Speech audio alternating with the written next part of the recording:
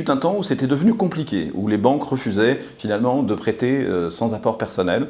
Aujourd'hui, beaucoup de nos investisseurs, alors dès lors évidemment qu'ils sont dans un critère bancaire acceptable, quelque part le célèbre adage « on ne prête qu'aux riches s'y prête réellement actuellement », si vous avez une capacité d'emprunt, si vous avez de l'épargne, la banque sera tout à fait disposée à vous prêter sans apport, sur une durée qui peut être longue et à des taux extrêmement intéressants. Et évidemment, là, pour ceux qui ont, je dirais, envie de bénéficier de l'effet de levier, on a, via cette capacité à emprunter sans apport, le maximum de rentabilité sur le cash investi, ce qu'on appelle le fameux taux de rendement interne. Vous mettez très peu d'argent, voire aucun, et par contre, vous avez une rentabilité sur cet argent que, entre guillemets, vous n'avez pas. Il n'y a que dans l'immobilier où vous pouvez bénéficier de cet effet de levier et donc vous enrichir avec l'argent que vous n'avez pas. Donc, évidemment, on peut aujourd'hui de nouveau emprunter sans apport et j'allais dire sans effort. Il y a quand même un effort à faire, bien entendu. On peut emprunter sans apport et je dirais que j'encourage à ceux qui sont dans un cadre